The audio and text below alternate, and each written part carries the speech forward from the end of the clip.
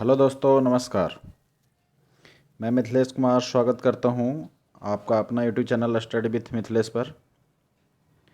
आज से शुरू करने जा रहे हैं लुसेंट का निचोड़, यानी लुसेंट से टॉपिक वाइज होगा। जो भी टॉपिक रहेगा उससे जितने भी लुसेंट बुक से क्वेश्चन बनेंगे उस सारे का हम ऑब्जेक्टिव वाइज क्वेश्चन तैयार करेंगे और आपके समक्ष लाएंगे, और कुछ एक्स्ट्रा फैक्ट भी बताएंगे और अलग से भी सवाल उस टॉपिक से रिलेटेड रहेगा। तो आज का टॉपिक है आधुनिक भारत का इतिहास से शुरू कर रहे हैं और मुग़ल कालीन सम्राट का आज रहेगा पार्ट 1। तो सभी एग्ज़ाम के लिए बहुत ही महत्वपूर्ण हो जाता है ये टॉपिक। तो आइए स्टार्ट करते हैं।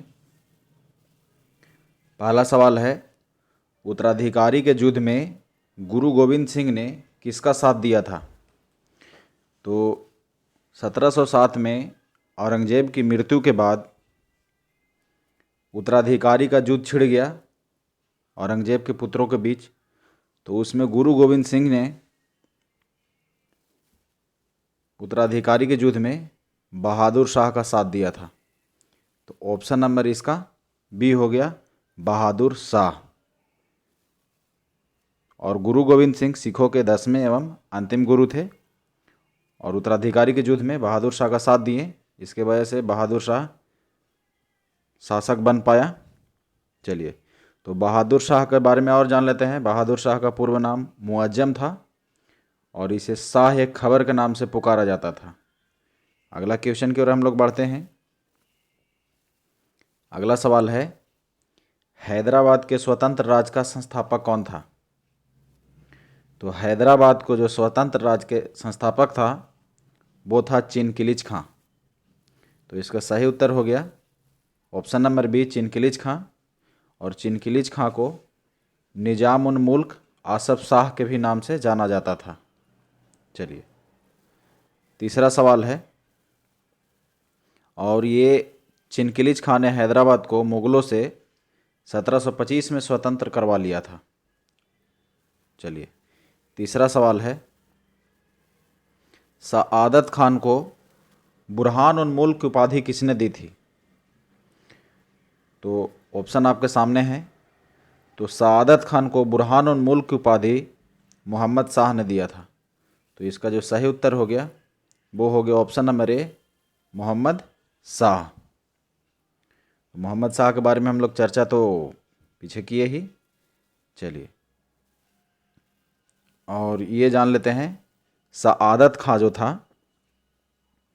ये मुग़लों से स्वतंत्र अवध राज का संस्थापक था। तो अगर पूछा जाए कि मुग़लों से स्वतंत्र अवध राज के संस्थापक कौन था, तो सआदत खां। चलिए, एक एक क्वेश्चन हम निचोड़ कर लाए हैं लुसेंट का आपके लिए। चौथा सवाल है, किसने अपने शासनकाल में लाल कुमारी नाम की वेश्या को हस्तक्षेप करने का आदेश दे रखा था? तो उत्तर मुग़ल कालीन बादशाह में आप देखिएगा तो एक से एक बादशाह हैं और बहुत ही कम समय के लिए रहे। उसमें फर्रुखसियर था जो अपने शासनकाल में लाल कुमारी नाम की वेश्या को हस्तक्षेप करने का आदेश दे रखा था। तो इसका सही उत्तर हो गया फर्रुखसियर, जिसे मुग़ल बादशाहों में घृणित कायर के नाम से जाना जाता था। तो फर्रुखसियर इसका आंसर हो गया। चलिए, पांचवा सवाल है, सुंदर युवतियों के प्रति अत्यधिक रुझान के कारण रंगीला बादशाह किसे कहा जाता था? तो सुंदर युवतियों के प्रति अत्यधिक रुझान के कारण मोहम्मद शाह को रंगीला बादशाह के नाम से जाना जाता था। तो इसका सही हो गया ऑप्शन नंबर बी। और जो मोहम्मद शाह है एक संगीतकार भी था और संगीतकार के रूप में इसने अनेकों ख्यालों की भी रचना की। चलिए, और मोहम्मद शाह के ही शासनकाल में हैदराबाद के चिनकिलिज खां ने निजामुल मुल्क की उपाधि धारण की और 1725 में स्वतंत्र राज्य की स्थापना भी किया।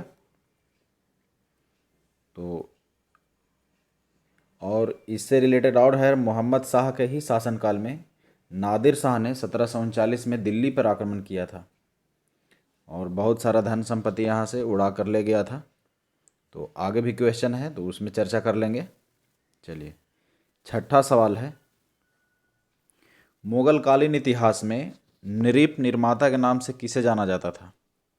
नृप निर्माता यानी शासक निर्माता, यानी जिसके तरफ से ये युद्ध लड़ते थे उसको ये राजा बना देते थे, मुगल बादशाह बना देते थे। तो नृप निर्माता यानी किंग मेकर थे हुसैन अली खां और अब्दुल्ला खां, ये दोनों भाई थे। तो ये दोनों मिल के होंगे, तो इसका जो सही उत्तर होगा वो होगा सैयद बंधु। तो नृप निर्माता के नाम से सैयद बंधु जाने जाते थे, और सैयद बंधु में एक का नाम था हुसैन अली खां और दूसरे का नाम था अब्दुल्ला खां। अगर आपसे सवाल पूछता है कि सैयद बंधुओं का प्रभुत्व किस मुग़ल शासक के काल में बढ़ा, तो वो फ़र्रुखसियर होगा। इन्होंने 4 शासकों को शासक बनाया था। अगर पूछा जाए कि सैयद बंधु कितने मुग़ल बादशाह को गद्दी पे बैठाया, तो 4। और पहला फ़र्रुखसियर ही था, फ़र्रुखसियर को गद्दी पे बैठाया, और फ़र्रुखसियर की हत्या भी इन्हीं लोगों ने करवा दिया था। चलिए, छठा सवाल है कि नादिर शाह के आक्रमण के समय दिल्ली का शासक कौन था? तो जो नादिर शाह है वो ईरान का नेपोलियन के नाम से जाना जाता है, और ये 1739 ईस्वी में मोहम्मद शाह के शासनकाल में दिल्ली पर आक्रमण करता है, और करनाल के युद्ध में जीतकर यहाँ से लगभग 70 करोड़ की धनराशि, उस ज़माने में 70 करोड़ की धनराशि, और शाहजहाँ का बनवाया हुआ तख्ते ताउस और कोहिनूर हीरा लेकर के फारस यानी ईरान लौट गया। तो नादिर शाह 1739 में आक्रमण किया। चलिए, मोहम्मद शाह के शासनकाल में अगले सवाल की ओर हम लोग बढ़ते हैं। 8वां सवाल है, किसके शासनकाल में अंग्रेज़ों ने दिल्ली पर कब्जा कर लिया? तो 1803 ईस्वी में अंग्रेज़ लोग दिल्ली पर कब्जा कर लिए, और उस समय जो मुग़ल बादशाह था, 1803 ईस्वी में जो मुग़ल बादशाह था वो था आपका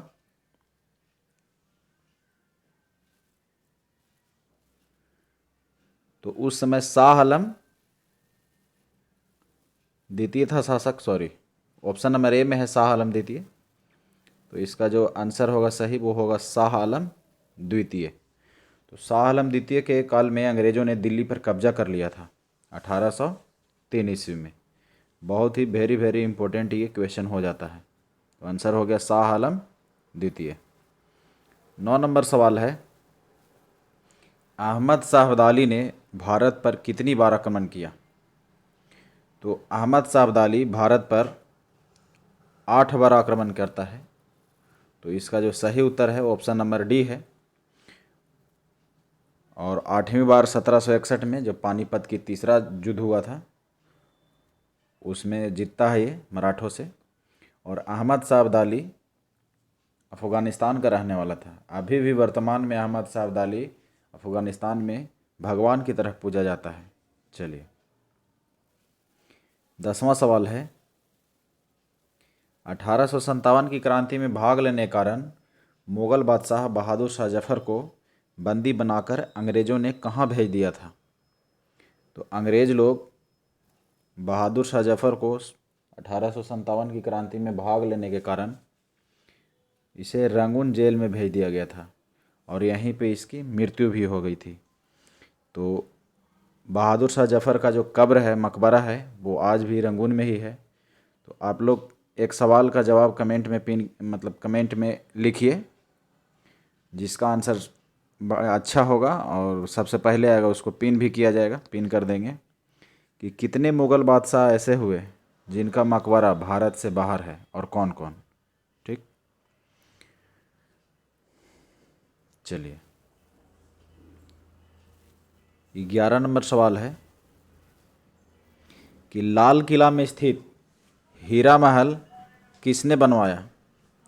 तो लाल किला में स्थित है हीरा महल, उसको बहादुर शाह जफ़र ने बनवाया था, यानी इसका ऑप्शन नंबर बी सही जवाब हो गया।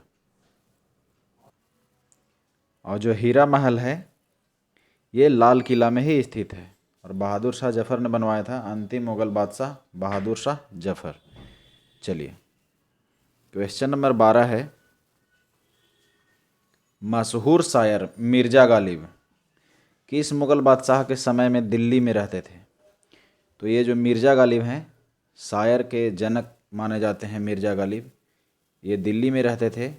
अंतिम मुगल बादशाह बहादुर शाह द्वितीय, सॉरी बहादुर शाह जफर या बहादुर शाह द्वितीय कहिए। Option number B, sorry dog, option number dog में बहादुर शाह जफर के काल में ये दिल्ली में रहा करते थे। 13 नंबर सवाल है, हयात बख्श बाग कहाँ है? तो हयात बख्श बाग है, ये भी लाल किला में है। तो लाल किला कहाँ है? तो दिल्ली में है। तो इसका सही उत्तर हो गया दिल्ली। और एक लाल किला आगरे में भी है, तो ये हयात बख्श है, ये दिल्ली वाला में है। चलिए, 14 नंबर सवाल है, हैदराबाद की स्थापना तुरानियों ने की थी। तो बताना है कि अवध की स्थापना किसने की थी? तो अवध की स्थापना है वो ईरानियों ने की थी। तो ऑप्शन नंबर ए इसका सही जवाब हो गया, ईरानियों ने की थी। चलिए, 15 नंबर सवाल, मयूर सिंहासन पर बैठने वाला अंतिम मुगल बादशाह कौन था? तो मयूर सिंहासन पर जो बैठने वाला अंतिम मुगल बादशाह है, तो आप गौर कीजिए कि अंतिम मुगल बादशाह कौन हो सकता है। तो मयूर सिंहासन किसके काल में लूट कर ले गया था नादिर शाह? तो मोहम्मद शाह के शासनकाल में ले गया था। तो मोहम्मद शाह के शासनकाल में ले गया था, तो अंतिम बार कौन बैठेगा? तो वही बैठेगा, मोहम्मद शाह बैठेगा। तो मोहम्मद शाह इसका आंसर हो गया। आपको एक सवाल का जवाब बताना है कि मयूर सिंहासन पर कितने मुगल शासक बैठे हैं या राज किए हैं। मयूर सिंहासन को शाहजहां ने बनवाया था, जिसके पीछे में मोर का चित्र बना हुआ था, और मोर को फारसी भाषा में तौस बोलते हैं, इसलिए इसका नाम हुआ तख्त ए तौस, या हिंदी में मयूर सिंहासन, फारसी में तख्त ए तौस और ऐसे मयूर सिंहासन। मयूर सिंहासन का मुख्य वास्तुकार था बेबादल खां। चलिए, 16 नंबर सवाल है, वास्को डी गामा, अच्छा ये यूरोपीय कंपनी से एक सवाल इसमें आ गया है। तो वास्को डी गामा 17 मई 1498 ईस्वी को भारत के किस बंदरगाह पे पहुंचा था? तो ये कालीकट बंदरगाह पे पहुंचा था और जमोरिन वहाँ के स्थानीय शासक ने इसका जोरदार स्वागत किया था। तो इसका ऑप्शन नंबर ए सही हो गया। चलिए, 17 नंबर सवाल है, करनाल का युद्ध कब हुआ था? तो ऊपर में हम चर्चा कर चुके हैं कि करनाल का युद्ध ईरान का नेपोलियन कहे जाने वाले नादिर शाह ने आक्रमण किया था मोहम्मद शाह के शासनकाल में, और 1739 में करनाल का युद्ध हुआ था। तो इसका सही उत्तर हो जाएगा 1739 ईस्वी में। जबकि 1759 में बेदरा का युद्ध हुआ और 1760 में बांडीवास का युद्ध हुआ। 1759 बेदरा के युद्ध में डचों को भगाया अंग्रेज़ों ने, जबकि 1760 में फ्रांसीसियों को बांडीवास के युद्ध में हराकर भगाया गया अंग्रेज़ों द्वारा। चलिए, अगला सवाल है, इलाहाबाद की संधि किस मुगल शासक के काल में हुई थी? तो इलाहाबाद की संधि 1765 ईस्वी में हुई थी। तो 1765 ईस्वी में कौन सा मुगल बादशाह था? तो 1765 ईस्वी में मुगल बादशाह था, वो था आपका शाह आलम द्वितीय।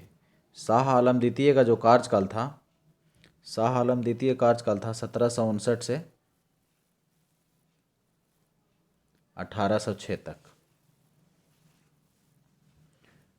1759 से 1806 तक था। तो इसका जो सही उत्तर हो गया वो हो जाएगा शाह आलम द्वितीय, ऑप्शन नंबर ए शाह आलम द्वितीय। शाह आलम द्वितीय का जो वास्तविक नाम था वो अली गौहर था। तो ये भी याद रखें, अली गौहर शाह आलम द्वितीय का ही नाम था। 19वां सवाल है, मुगलों के पतन का प्रमुख कारण क्या था? तो मुगलों का पतन का जो, तो ऑप्शन देख लेते हैं, मराठों का उत्थान, अयोग्य उत्तराधिकारी, सैनिक अध्यक्षता या आर्थिक दिवालियापन। तो मुगलों के पतन का ये सभी कारण थे, लेकिन यहाँ पूछा जा रहा है कि प्रमुख कारण कौन थे। तो प्रमुख कारण यहाँ पे हो जाएगा अयोग्य उत्तराधिकारी, अयोग्य उत्तराधिकारी, यानी ऑप्शन नंबर बी इसका सही जवाब हो जाएगा। यानी औरंगजेब की मृत्यु के बाद जो भी शासक आए ज़्यादा दिन तक टिके नहीं, मैंने सब ऐशो आराम में जुटे रहे, इसीलिए अयोग्य हो गए सिद्ध, इसीलिए मुगलों का बहुत तेज़ी से पतन हो गया। चलिए 20वां सवाल है, अहमद शाह अब्दाली का भारत पर प्रथम आक्रमण के समय मुगल बादशाह कौन था। तो अहमद शाह अब्दाली भारत पर 8 बार आक्रमण करता है, और जो सबसे अंतिम और चर्चित आक्रमण है ये 1761 वाला था। लेकिन यहाँ पूछा जा रहा है कि प्रथम आक्रमण के समय मुगल बादशाह कौन था। तो अहमद शाह अब्दाली जब प्रथम बार आक्रमण किया था तो उस समय मुगल बादशाह अहमद शाह बहादुर था, यानी अहमद शाह के आक्रमण के समय, प्रथम आक्रमण के समय अहमद शाह ही शासन था, यानी ये अहमद शाह मुगल वाला था और ये अफगानिस्तान वाला था अहमद शाह अब्दाली। चलिए तो ऑप्शन नंबर डी इसका सही जवाब हो गया। 21वां सवाल है, पलासी के युद्ध के समय मुगल बादशाह कौन था। तो पलासी का युद्ध 1757 में हुआ था। तो 1757 में पलासी के युद्ध हुआ था, उस समय मुगल बादशाह, तो 1757 के टाइम में जो मुगल बादशाह था वो था आलमगीर द्वितीय। तो आलमगीर द्वितीय किस ऑप्शन में है, ऑप्शन नंबर ए इसका सही जवाब हो गया, आलमगीर द्वितीय। वेरी वेरी इंपॉर्टेंट एक क्वेश्चन हो जाता है। चलिए 22वां सवाल है कि निम्नलिखित उपनाम को सुमेलित कीजिए। तो जहांदार शाह, लंपट मूर्ख, ये सही है। बहादुर शाह को शाह बेखबर के नाम से जानते हैं, ये भी सही है। मोहम्मद शाह को रंगीला बादशाह, ये भी सही है। फारुखसियर घृणित कायर के नाम से जाना जाता है, यही सही है। यानी सभी के सभी सुमेलित हैं। तो सभी सुमेलित हैं, तो ठीक है, सभी सुमेलित हैं। इसका ये हो गया, इसका ये हो गया, हो गया।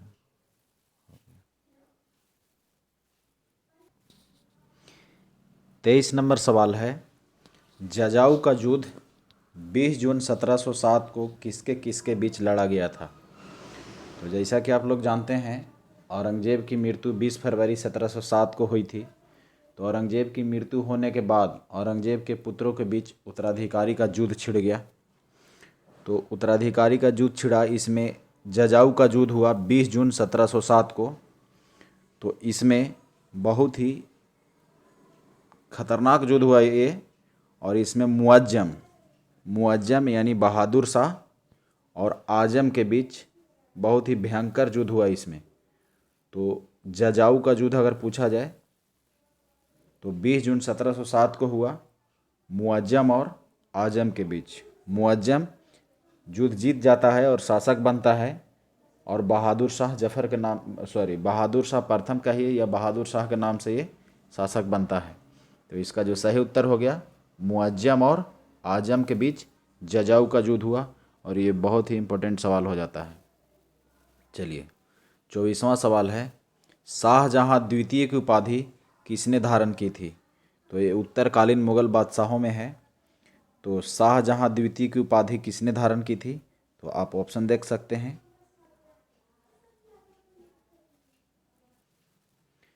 तो शाहजहां द्वितीय की उपाधि जो धारण किया, बहुत ही कम समय के लिए शासक बना था, रफ़ीउद्दौला।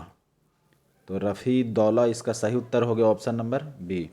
हम लोग ऊपर पढ़े हैं कि सैयद बंधु जो थे वो जिसका सपोर्ट करते थे वो शासक बन जाता था। तो 4 गो मुगल को वो राजा बनाया था, 4 बादशाह को, जिसमें एक था फर्रुखसियर, और बाकी यहाँ जो देख रहे हैं रफ़ीउद्दरजात और रफ़ीउद्दौला, इन दोनों को भी बनाया था। चलिए आज का 25वां और आखिरी सवाल है, राजा राम मोहन राय को किसने राजा की उपाधि दी थी। तो राजा राम मोहन राय को राजा की उपाधि अकबर सेकंड दिया था, यानी अकबर द्वितीय। ऑप्शन नंबर बी इसका सही जवाब हो जाता है। तो अकबर द्वितीय का अंग्रेज़ों ने पेंशन बंद कर दिया था, तो यह पेंशन से रिलेटेड बात करने के लिए राजा राम मोहन राय को अकबर द्वितीय ने लंदन भेजा था, और वहाँ इनको चोट लगने से दिमाग में मेनिंजाइटिस बीमारी हो जाने के कारण इनकी मौत हो जाती है। तो अगर सवाल पूछा जाए कि राजा राम मोहन राय की मृत्यु कहाँ हुई, तो इंग्लैंड में हुई थी, मिंस्ट्रल में। चलिए, और राजा राम मोहन राय भारतीय इतिहास के बहुत ही जाने माने व्यक्ति हैं। तो आपको हमारा ये प्रयास कैसा लगा कमेंट में ज़रूर लिखें। नेक्स्ट वीडियो बहुत जल्द ही आएगा, जो भारत में यूरोपीय व्यापारिक कंपनियों का आगमन से रिलेटेड होगा। धन्यवाद। जय हिंद, जय भारत।